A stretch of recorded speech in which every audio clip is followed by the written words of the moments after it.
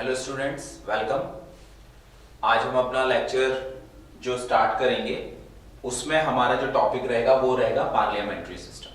ठीक है, तो हमारी इंडियन गवर्नमेंट जो है वो बेसिकली पार्लियामेंट्री सिस्टम को फॉलो करती है। पार्लियामेंट्री सिस्टम हमारे कॉन्स्टिट्यूशन में मेंशन किया गया था, उसी के बेस पे हमारी गवर्नमेंट जो है वो रन करती है, काम करती है। तो ये पार्लियामेंट्री सिस्टम क्या होता है और इसके पार्लियामेंट के फंक्शन क्या होते हैं, तो ये आज हम आज के टॉपिक में डिस्कस करेंगे। ठीक है, तो स्टार्ट करते हैं।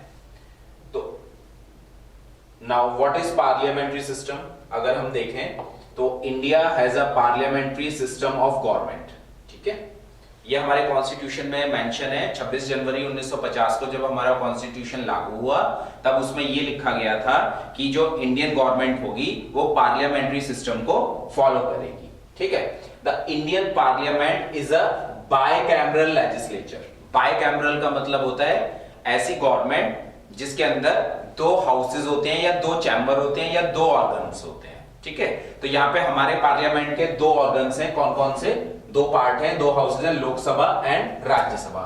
दो हाउसेज हैं, इसीलिए इसको क्या बोला जाता है? बाइकैमरल सिस्टम बोला जाता है। और जहां पे आपके क्या कहते हैं, एक ही हाउस होता है तो उसको क्या बोलते हैं? उसको यूनिकैमरल सिस्टम बोलते हैं। ठीक है, the members of the Lok Sabha, जिसको हाउस ऑफ द पीपल भी बोलते हैं, are directly elected by the people through the voting process. ठीक है, वोटिंग प्रोसेस होता है। जो लोकसभा के मेंबर होते हैं वो अपने अपने लोकसभा क्षेत्र में खड़े होते हैं। वहां पे हम लोग बेसिकली क्या करते हैं? वोट डालते हैं और जो विजयी होता है वो कहां पहुंचता है? लोकसभा में पहुंचता है। तो हमारे द्वारा वोट डाले जाने के बाद मेंबर ऑफ लोकसभा जो है वो चुने जाते हैं। ठीक है, राज्यसभा की बात करें तो मेंबर ऑफ द राज्यसभा, जिसको काउंसिल ऑफ स्टेट्स भी बोला जाता है, are elected by the member of the state legislative assembly. जो विधानसभाएं होती है, राज्यों के अंदर विधानसभा होती हैं, तो विधायक जो होते हैं वो हमारे बिहाफ पे वोट करते हैं और ऐसे राज्यसभा के मेंबर जो है वो चूज किए जाते हैं। Parliament consist of to houses and the president. जब हम पार्लियामेंट की बात करते हैं कि पार्लियामेंट के क्या क्या पार्ट होंगे, है ना, तो दो तो ऑर्गन है, दो हाउसेज हैं। कौन कौन से? लोकसभा और राज्यसभा। साथ में जो राष्ट्रपति होते हैं वो भी पार्लियामेंट का पार्ट होते हैं। ठीक है, अब देखते हैं फंक्शन ऑफ पार्लियामेंट। ठीक, तो पहला इसमें हमारा फंक्शन है लेजिस्लेटिव फंक्शन। तो लेजिस्लेटिव फंक्शन का मतलब होता है कानून बनाने वाला फंक्शन। ठीक है, तो हमारा जो पार्लियामेंट है वो क्या कर सकता है? देश के लिए कानून बनाने का काम करता है। कैसे करता है? देखिए, the parliament legislate on all matters mentioned in the union list and the concurrent list. ये हम पहले ही समझ चुके हैं कि यूनियन लिस्ट क्या होती है और कॉन्करेंट लिस्ट क्या होती है।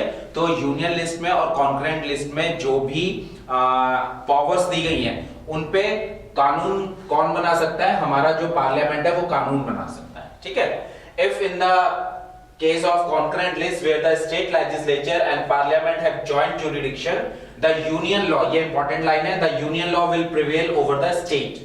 ठीक है, अब मान लीजिए concurrent list में जो powers दी गई हैं उस पे राज्य सरकार ने कोई कानून बनाया और उसी पे केंद्र सरकार ने भी कानून बनाया, तो सेंट्रल गवर्नमेंट का जो कानून बना हुआ है वो क्या करेगा? Will prevail over the state. State के बनाए हुए कानून को ओवरकम करेगा। ठीक है, unless the state law had received the earlier presidential assent. इसमें राष्ट्रपति की मंजूरी लेना आवश्यक होगा।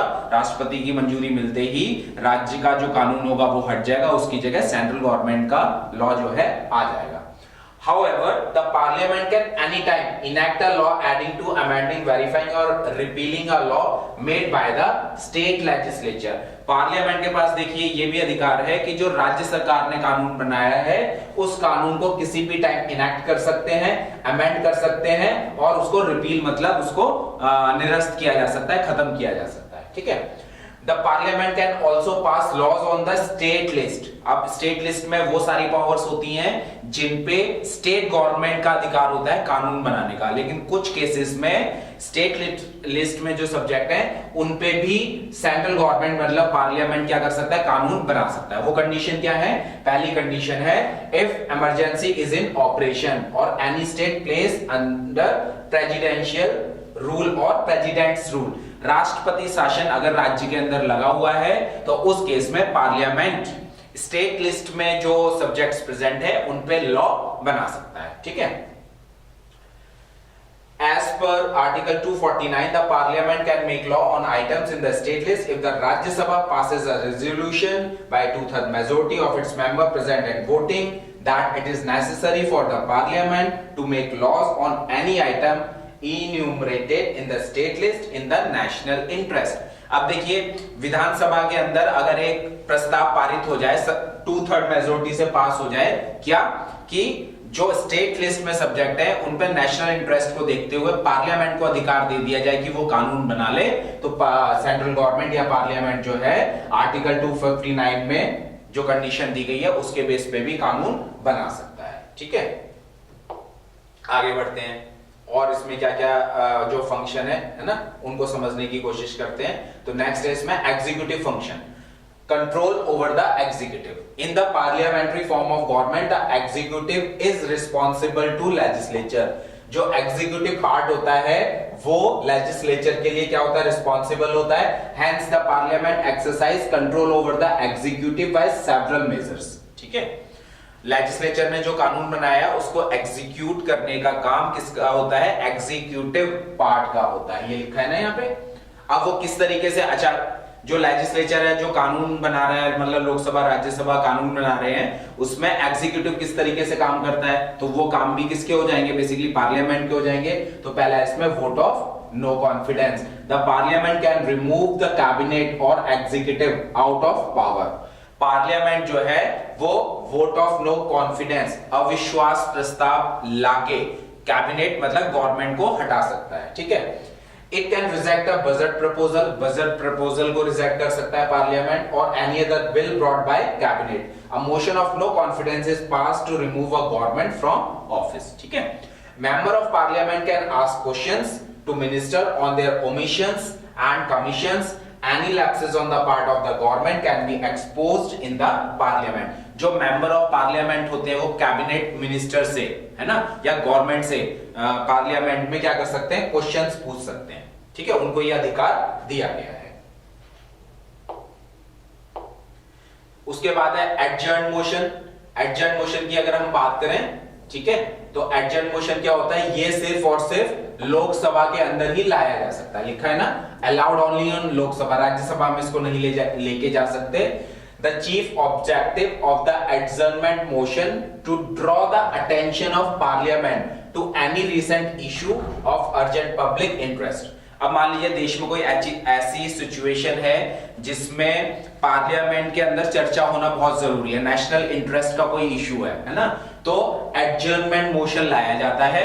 एडजर्नमेंट मोशन अगर पास हो जाता है तो सारे काम छोड़ के पार्लियामेंट में वो जो अर्जेंट इशू है उसके ऊपर चर्चा होती है। ठीक है, it is considered an extraordinary tool in parliament as a normal business is affected. Clear?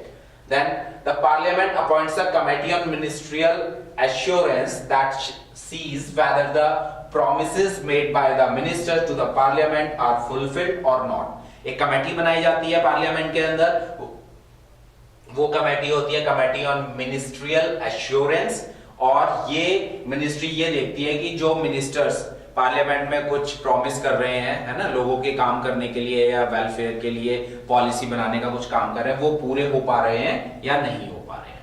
Next है censure motion. A censure motion is moved by the opposition party in the house to strongly disapprove any policy of the government. अगर government की किसी भी policy को disapprove करना है तो opposition party जो है सेंसर मोशन लेके आ सकती है, और इस सेंसर मोशन को लोकसभा में ही पास किया जा सकता है। Immediately after a censor motion is passed, the government has to seek the confidence of the house। अगर सेंसर मोशन पास हो जाता है, अपोजिशन पार्टी के फेवर में जाता है, तो उसके तुरंत बाद क्या है, जो गवर्नमेंट है उसको कॉन्फिडेंस हाउस में साबित करना पड़ता है। ठीक है, बहुमत साबित करना पड़ता है। क्लियर? कट मोशन क्या होता है? Cut motion is used to oppose any demand in the financial bill brought by the government. Government ने अगर कोई फाइनेंशियल बिल में डिमांड करी है, उसको कट करना है ना, तो उसका अपोज करना है, सॉरी, तो कट मोशन जो है वो संसद में लाया जाता है। ठीक है, then financial function. Financial function को अगर हम देखें तो पहला इसमें parliament is the ultimate authority when it comes to finances. ठीक है, पार्लियामेंट जो होता है वो अल्टीमेट अथॉरिटी होता है अगर कोई भी फाइनेंशियल बिल हमें जो है पार्लियामेंट में पास करना है। The executive can not spend a single pi without parliamentary approval. Government को जो भी पैसा खर्च करना है उसको पार्लियामेंट से अप्रूव कराना जरूरी है। Union budget prepared by the cabinet is submitted for the approval of the parliament. Union budget आता है ना, फैब में हर साल आता है, फरवरी में, और वो अप्रैल से लागू होता है। तो उस यूनियन बजट को भी पार्लियामेंट से अप्रूव कराना जरूरी है। All proposals to import taxes should be approved by the parliament. फिर उसके अलावा कुछ दो स्टैंडिंग कमेटीज बनाई जाती हैं, public accounts committee and estimate committee. इनका क्या काम होता है? of the to keep a check on how the executive spend money granted to it by the legislature। जो पैसा ग्रांट किया गया है उसका किस तरीके से इस्तेमाल हो रहा है, तो ये दोनों कमेटीज क्या करती हैं? उसको टाइम टू टाइम मॉनिटर करती हैं, चेक करती हैं। Amending powers. अमेंडिंग पावर्स क्या है? The parliament has the power to amend the constitution of India. Constitution of India को जो हमारी पार्लियामेंट है वो अमेंड कर सकती है। पार्लियामेंट में कॉन्स्टिट्यूशन में हमारा एक आर्टिकल है, आर्टिकल 398। आर्टिकल 398 में आर्टिकल 368 में गवर्नमेंट को ये पावर दी गई है कि वो टाइम टू टाइम कॉन्स्टिट्यूशन में अमेंडमेंट कर सकते हैं। ठीक है। Amendment will have to be passed in both Lok Sabha and Rajya Sabha for them to be effective. और जो भी अमेंडमेंट होगा वो लोकसभा और राज्यसभा दोनों से पास कराना क्या होगा? कंपलसरी होगा। ठीक है। उसके बाद आता है हमारा इलेक्टोरल फंक्शंस, मतलब पार्लियामेंट के जो मेंबर होते हैं वो किसके इलेक्शन में पार्टिसिपेट करते हैं। The parliament take part in the election of president and vice president. Vice president और प्रेसिडेंट के इलेक्शन में लोकसभा के जो मेंबर होते हैं, राज्यसभा के जो मेंबर होते हैं, मतलब मेंबर ऑफ पार्लियामेंट होते हैं, वो क्या करते हैं? वो पार्टिसिपेट करते हैं और हमारे बिहाफ पे वो राष्ट्रपति के लिए वोटिंग करते हैं, राष्ट्रपति के इलेक्शन में वोटिंग करते हैं। The electoral college that elects the president comprises of the elected member of both the houses. The president can be removed by a resolution passed by Rajya Sabha, agreed to by the Lok Sabha। ऐसे election में participate तो करते ही हैं, साथ में अगर by chance राष्ट्रपति को उनकी पोस्ट से हटाना है तो उसके लिए भी राज्यसभा में एक रेजोल्यूशन लाया जाता है, वो वहां पे पास होता है। उसके बाद लोकसभा में रेजोल्यूशन लाया जाता है। ठीक है। अगर दोनों से पास हो रहा है तो वहां राष्ट्रपति को क्या कर सकते हैं? उनकी पोस्ट से बीच में हटा सकते हैं। Then judicial function. In case of breach of privilege by members of the house, parliament has punitive power to punish them. जितने भी हमारे लोकसभा राज्यसभा के मेंबर हैं, पार्लियामेंट के मेंबर हैं, उनको बहुत सारे प्रिविलेजेस मिलते हैं, सुविधाएं मिलती हैं, और भी चीज मिलती हैं, अधिकार मिलते हैं। अगर वो उनको ब्रीच करते हुए पाए जाते हैं, उनका क्या कहते हैं, वायलेशन करते हुए पाए जाते हैं, तो पार्लियामेंट उनके अगेंस्ट प्यूनिटिव एक्शन ले सकता है। Breach of privilege is when there is a infringement of any of the privilege enjoyed by the member of parliament. A privilege motion is moved by a member when he feels that a minister or any member has committed a breach of privilege of the house or one or more of its member by withholding facts of a case or by giving wrong or distorted facts। ठीक है। privilege motion जो है किसी भी member के द्वारा लाया जा सकता है अगर उसे लगता है कि कोई मिनिस्टर है उसने सही जानकारी नहीं दी है या उसने रॉन्ग फैक्ट्स जो है वो लोकसभा राज्यसभा में सबमिट किए हैं। Other judicial function of the parliament include the power to impeach the president। impeach का मतलब होता है राष्ट्रपति को उनकी पोस्ट से हटाना। तो राष्ट्रपति हो गए, वाइस प्रेसिडेंट हो गए, है ना, सुप्रीम कोर्ट के जजेस हो गए, हाई कोर्ट के जजेस हो गए, ऑडिटर जनरल ऑफ इंडिया हो गए, इनका इम्पीचमेंट, इनको हटाना, है ना, ये प्रोसेस कौन कर सकता है? ये पार्लियामेंट कर सकता है। ठीक है। पार्लियामेंट को ये पावर दी गई है। उसके बाद इसमें जो हमारा नेक्स्ट आता है वो आता है अदर फंक्शन या other powers of the parliament. इसको भी समझ लेते हैं। ठीक है। Issues of national and international importance. देखिए ये इंपॉर्टेंट है।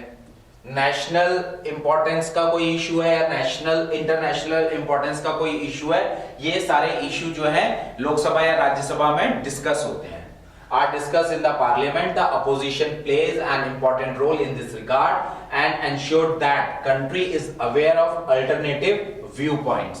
opposition का बहुत इसमें important role होता है, उनको उनकी नजर में कुछ भी ऐसा आता है जो देश हित में है, तो वो ऐसे इशू को लोकसभा राज्यसभा में उठा सकते हैं। और जब लोकसभा राज्यसभा में इस तरह का इशू उठाया जाता है, क्योंकि लोकसभा राज्यसभा की कार्रवाई लाइव आती है, तो हम इंडियंस को भी पता चलता है कि देश में या इंटरनेशनल लेवल पे क्या चल रहा है, गवर्नमेंट का उस पे क्या एक्शन है। ठीक है। In a democracy, the parliament plays the vital function of deliberating matters of importance before laws or resolutions are passed. Parliament जो है वो एक बहुत ही इंपॉर्टेंट रोल प्ले करता है लॉ बनाने में, और जो मैटर है इंपॉर्टेंस वाले उनको डेलिब्रेट करने में। The parliament has the power to alter, decrease or increase the boundaries of states or union territories. Parliament के पास ये पावर है कि वो किसी भी राज्य या किसी भी यूनियन टेरिटरी की जो बाउंड्री है उसको ऑल्टर कर सकता है, उसको डिक्रीज कर सकता है, उसको इंक्रीज कर सकता है, और उसका नेम जो है चेंज कर सकता है। ये पार्लियामेंट के पास अधिकार है। The parliament also function as a organ of information. ठीक है। पार्लियामेंट जो है एक ऐसा ऑर्गन की तरह काम करता है जो इंफॉर्मेशन प्रोवाइड कर रहा है। The minister are bound to provide information in the houses when demanded by the members. जो कैबिनेट मिनिस्टर्स होते हैं वो बाउंड होते हैं। किस तरीके से बाउंड होते हैं कि अगर कोई दूसरा मेंबर ऑफ पार्लियामेंट कोई अपना कोई क्वेश्चन कर रहा है और उसमें कोई इंफॉर्मेशन चाहता है वो, तो जो कैबिनेट है, जो मिनिस्टर्स है, उनको वो इंफॉर्मेशन लोकसभा या राज्यसभा में प्रोवाइड करवानी पड़ेगी। तो जब वो इंफॉर्मेशन लोकसभा राज्यसभा में रखी जाएगी तो पूरा देश उस इंफॉर्मेशन से क्या होगा, अवेयर हो जाएगा, उनको भी ये पता लग जाएगा। तो हमारा पार्लियामेंट जो है ऑर्गन ऑफ इंफॉर्मेशन की तरह काम करता है। ठीक है। तो ये हमारा पार्लियामेंट्री सिस्टम है। इसमें हमने समझा पार्लियामेंट्री सिस्टम क्या होता है और पार्लियामेंट के फंक्शन क्या होते हैं। नेक्स्ट लेक्चर में नेक्स्ट वीडियो के साथ में। Thank you.